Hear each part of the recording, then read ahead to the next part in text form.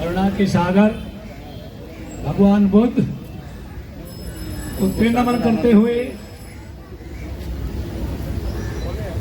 सभी आए हुए बौद्ध भिक्षु जो संघ को प्रदर्शित करते हैं, मैं पूरे जितने भी हमारे भिक्षु संघ के आए हुए भिक्षु लोग हैं सबको नमन करता हूं। मंच पर बैठे हुए जितने हमारे साथीगण और आंदोलन को चलाने वाले हमारे लामा जी और अन्य साथी सभी को बहुत बहुत साधुवाद, मंगल कामनाएं। आने वाले सभी आगंतुक जो हमारे साथी इस आंदोलन को गति पहुंचा रहे हैं, मैं उनका बहुत बहुत आभार प्रकट करता हूं और जय भीम, नमो बुद्धाय। देखिए, आप सब जो लोग यहाँ आए हुए हैं, जो इतनी धूप में यहाँ पर बैठे हुए हैं, मैं सबसे पहले आपका अभिनंदन करता हूं कि जो इतनी धूप में आज दूसरे दिन 26 तारीख को आज भी आए हैं, इसका मतलब सच्चे बौद्धिस्ट है वो, ये नोट कर लीजिए। यहाँ दिल्ली के आसपास घर में सुन रहे हैं, वो तक लोग निकल के नहीं आ रहे क्योंकि एसी की हवा उनको भाग गई है। अब गर्मी उनके लिए, क्योंकि बाबा साहब ने सुख बहुत दे दिया, तो उनको अब इस सुख से निकलना आगे मुश्किल हो रहा है। अरे आइए, ये महाबोधि महाविहार किसी एक लामा जी का नहीं है, इन भिक्षु भंते जी का नहीं है, स्टेज पे बैठे हुए इनका नहीं है, हम सबका है जो बौद्धिस्ट है। जब हम सबका है तो घर में क्यों बैठे? आज दिन है अपने मन की पीड़ा को दिखाने का। जिस पीड़ा को लिए हैं आप एसी में बैठे हैं, जिस पीड़ा को लिए आप घरों में बैठे हैं, उस पीड़ा का सम्मान करिए और यहाँ आइए। उस पीड़ा का निदान तो यही होगा, आपके सोचने से, घर में घुट के बैठने से निदान होने वाला नहीं है।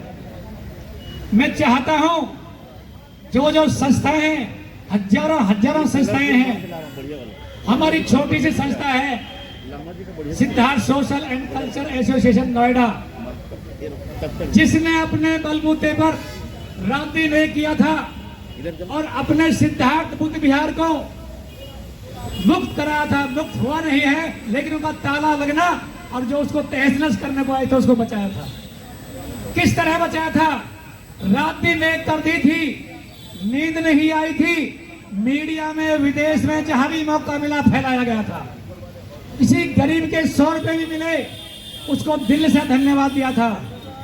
हमने वो प्रदर्शन दिया था कि जैसे बुद्ध विहार इन्हीं का नहीं, मेरे घर की प्रॉपर्टी हो, इस तरह सोच करके मैंने एक एक पैसे के लिए जिसने दिया हाथ जोड़ के खड़ा हुआ था। हाथ जोड़ के रात दिन खड़ा रहा था कि बचाओ, इसको बचाओ। और उन्हीं लोगों ने, आप लोगों ने सिद्धार्थ बुद्ध विहार को कोर्ट के आदेश पे 1 करोड़ रुपया दिया था। 1 करोड़ से ज्यादा इस संस्था को दिया था और हमने जाकर के कोर्ट में, इलाहाबाद कोर्ट में 1 करोड़ रुपया जमा किया था। तो जब हम लगेंगे तो बौद्ध विहार भी मुक्त होगा, इसमें कोई दो राह नहीं है। मैंने पहले दिन ही जब लामा जी को देखा था, हम विपස්සना करने वाले आदमी, बार बार बोल रहा हूं, विपස්සना करने वाले आदमी समझ जाते हैं कि सामने वाला आदमी दिखावटी है या रियल है। पहचानो उसको। लामा जी 10-20 हजार लाख में बिकने वाले नहीं है। कभी सोच लो कि घर में ले जा रहे हैं। अरे हमने एक दिन में पहचान लिया था कि विपक्षी है हम।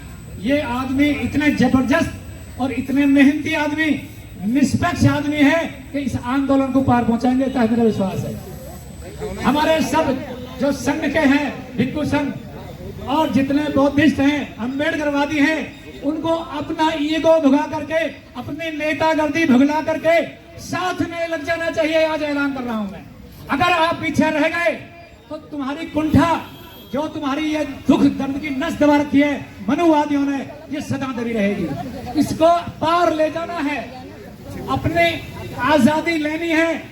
तो बौद्ध विहार, महाबौद्ध विहार गया को, जहां हमारे जहां हमारे भगवान बुद्ध ने ज्ञान प्राप्त हुआ था, उस स्थली को लेकर के ही ये देश तभी खुशहाल होगा, ऐसा मेरा मानना है।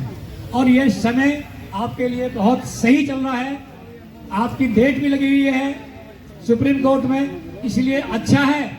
2-4 दिन दिल्ली वालों, आपको यहाँ मौका मिला है, दिल्ली में जोर लगा दो, जोर लगा दो, गया में तो सब चल ही रहा है। और हमारे जितने साथी मध्य प्रदेश के हैं, महाराष्ट्र के हैं, मैं रायपुर में 4.25 साल रह करके आया हूँ, हम तब भंते जी को मैं जानता हूँ।